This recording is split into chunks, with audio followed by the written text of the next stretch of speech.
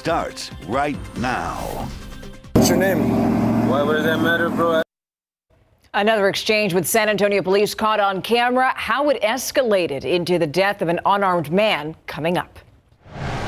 And shots fired at a McDonald's. That has changed the lives of the teenager hit and the officer that fired. Questions have come up regarding the severity of the charges against that fired San Antonio police officer. One expert breaks down how they stack up against other possible charges.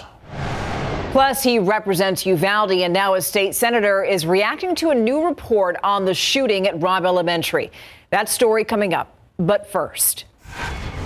There are some questions around the charges against a fired San Antonio police officer, James Brennan, out on bond after he was charged with shooting a 17-year-old in a McDonald's parking lot. Now, we've seen people ask why Brennan was charged with aggravated assault and not attempted murder. The night team's John Paul Barajas took that question to an expert. He was trying to kill those teenagers.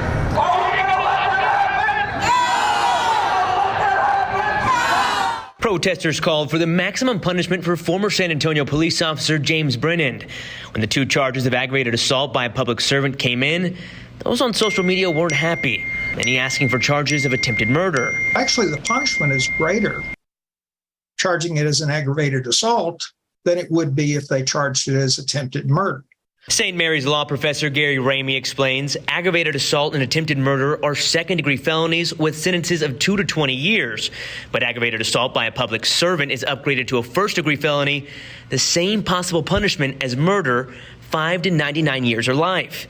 He believes SAPD chose aggravated assault by a public servant mainly because the punishment is higher and it's easier to convict since they don't have to prove Brennan had intent to kill. The government's going to have to prove that the defendant acted intentionally, knowingly, or recklessly. So they can prove that his action was not done intentionally, but that it was done even recklessly. Brennan's body cam video shows the now fired officer open the car door without warning and then shoot at least 10 times as the teen reversed and drove away, something Police Chief William McManus has criticized. The video was horrific. There's no question in anybody's mind looking at that video that the shooting is not justified. Ramey tells us the current charges are just preliminary, so they could be added to or changed, but that would be up to the district attorney's office. Now, the case hasn't made it to the DA just yet because it is still an active investigation, but the police chief doesn't have a timeline on when that investigation will come to an end. At the Palo Alto Tower, John Paul Barajas, KSAT 12 News. Thank you, John Paul. Since August, there have been at least 3 cases where San Antonio police have opened fire on someone. Police are releasing body cam footage today of a case just last month that ended in one man's death. San Antonio police say they got a tip that someone was suspected of robbing stores on the west side. Body camera video shows they approached a man on a bicycle on West Martin Street near Murray Street. You may remember this story. Officers say that man matched the suspect's description, so they asked the man his name. Go all the way to a corner. You're going to ID or you're going to go in handcuffs? It's up to you. Nah, we're not. We're going to. Yeah, too hard. I'm going to shoot you. As you heard during that scuffle, the man told the officer he has a gun and was going to shoot. Police say he then reached towards his waistband before officers fired. That man was identified as Alejandro Vitella. An investigation revealed Vitella did not actually have a gun. He was not the person wanted for those burglaries either. Police say the Bexar County District Attorney's Office is investigating. Now, chaos, confusion, and more calls for accountability in Uvalde. Today, the New York Times released a visual investigation that claims discrepancies in an investigation there. Yeah, it centers around the Department of Public Safety's investigation of the Robb Elementary shooting in Uvalde. The Night Team's Alyssa Cole spoke with a lawmaker who represents Uvalde and has been very outspoken about his desire that the head of DPS step down. We as policymakers can't even get to the fixes when we have law enforcement agencies hiding things from us. Senator Roland Gutierrez is reacting to a New York Times article that claims there are several major gaps and discrepancies in the Department of Public Safety's Robb Elementary investigation. The New York Times article just encapsulates every bit of failure but more importantly, the lies and misinformation that have come out from Director McCraw and his agency. DPS Director Stephen McCraw blamed the entire incident on former Uvalde School District Police Chief Pete Arredondo's command.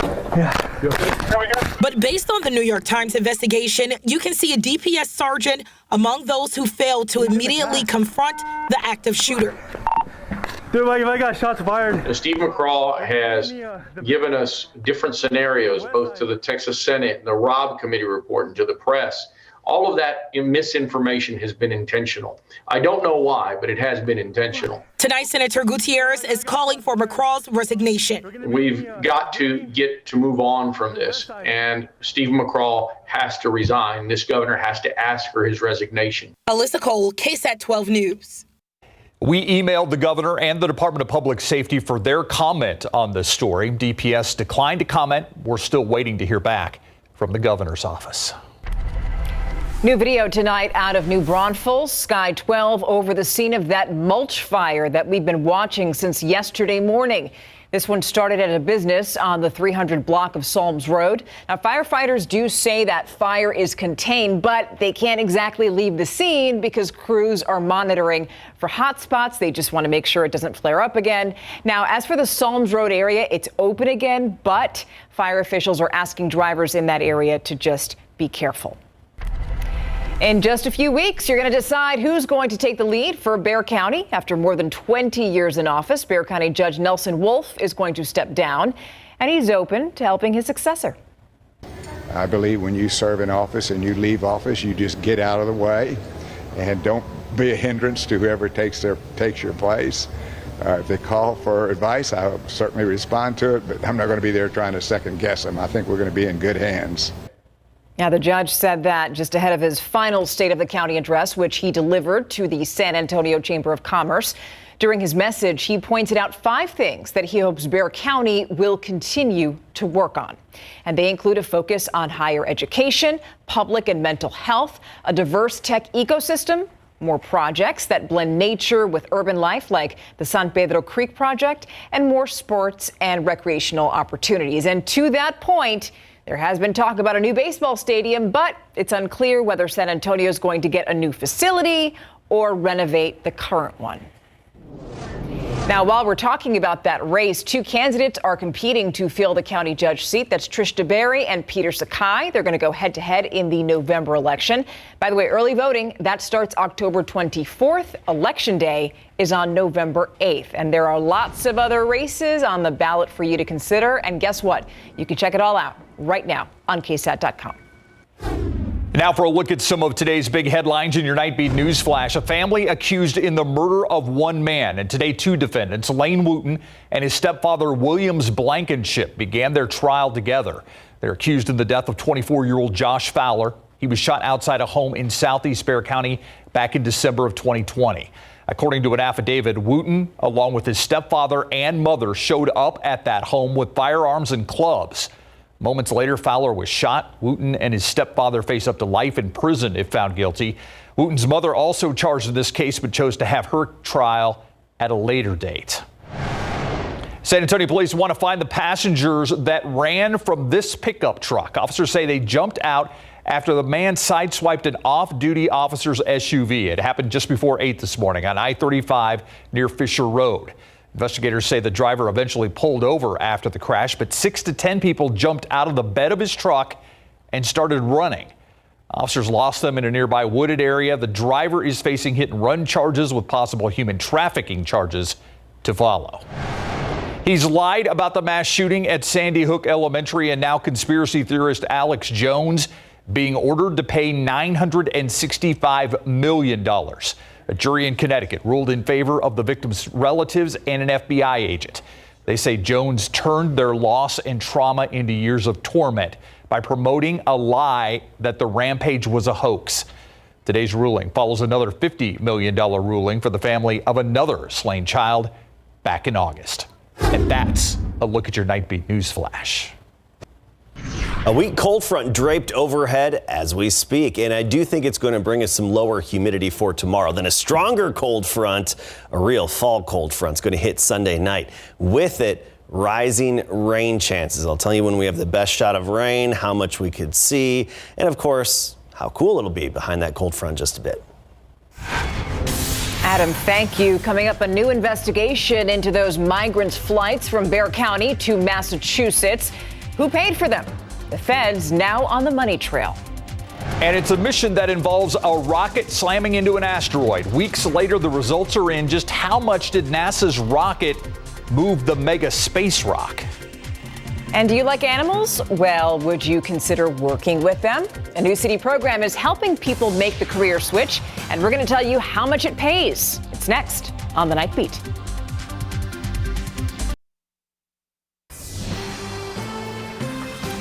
New tonight, something pretty cool, a new opportunity to switch careers in as little as 6 months. One fashion design student is now using her passion for animals to become an animal care officer. The night team's Patty Santos rides along to find out how the program works.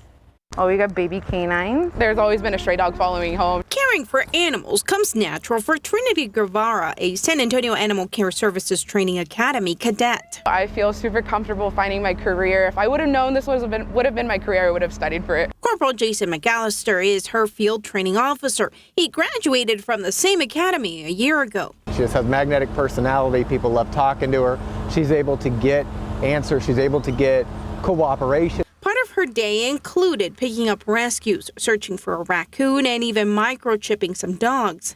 Aww. The city hopes to hire more officers through the apprenticeship program. It allows people with no experience to get hired on as an apprentice, do 6 months learning the animal handling and things like that, then promoting to cadet. KCS director says people with prior law enforcement experience and the military are drawn to the field.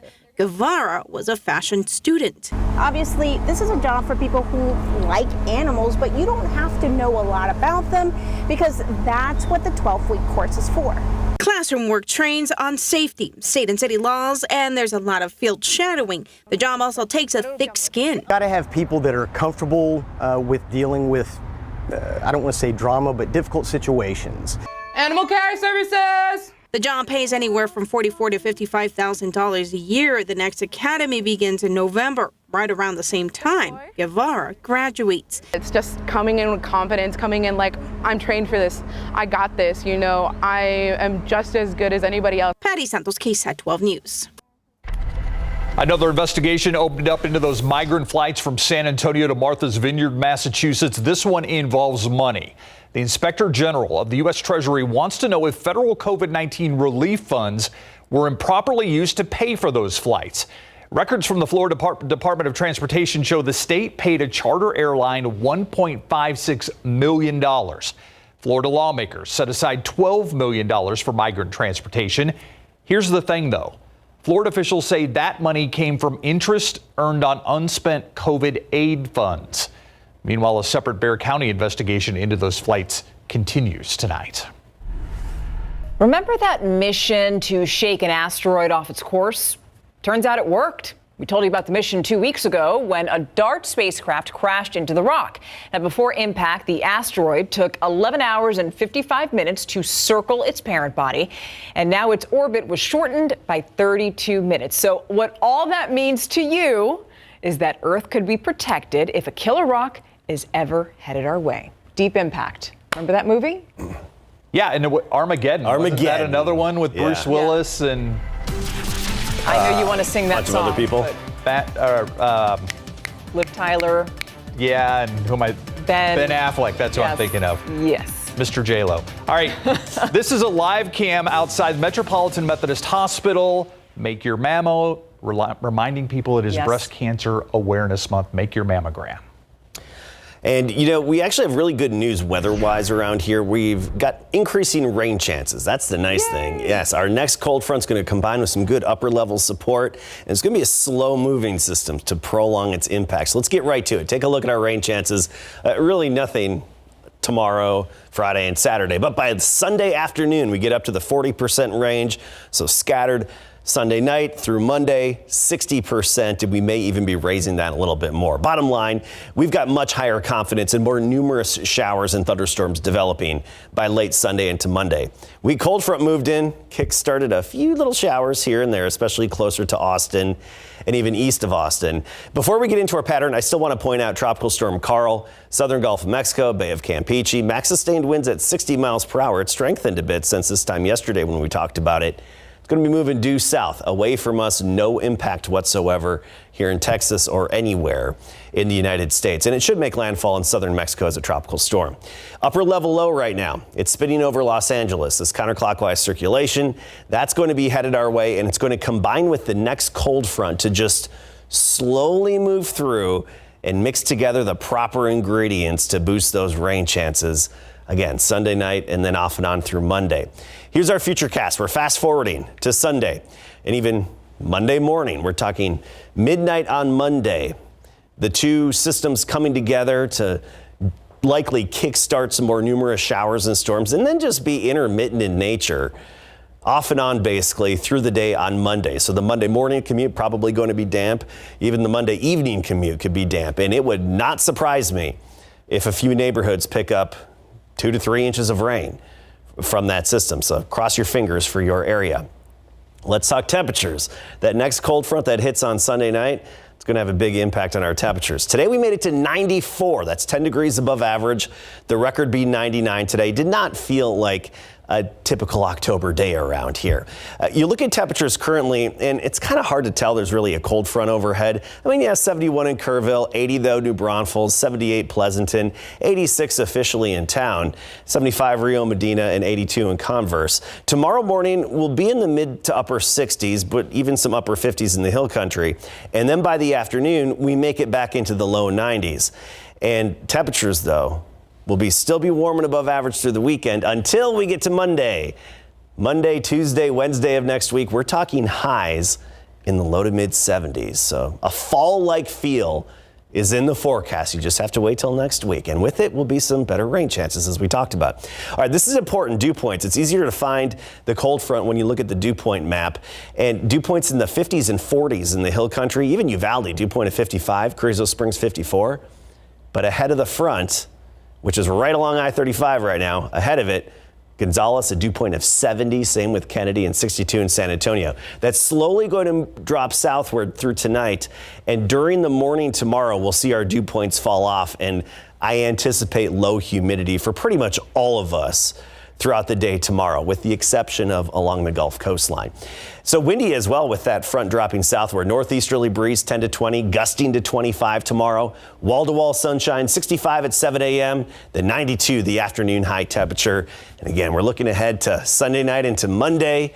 Bit of a breeze behind that front and a fall-like feel. And looking forward to that. Thank you, Adam. Thank you. Hi, Greg. Hello, Ms. Stefania. Right. So you got a feel for one of the biggest high school teams in the area. They're forfeiting their district opener. Yeah, with the Judson Rockets, he's so frustrating for the team, their coaches, the staff, their fans. They're trying to rebuild this team into a playoff contender. Now this happens. Why are they being forced to forfeit their district opener against East Central? We'll reveal that when we come back. And AT&T extends their naming rights at the Spurs Arena. Coming up.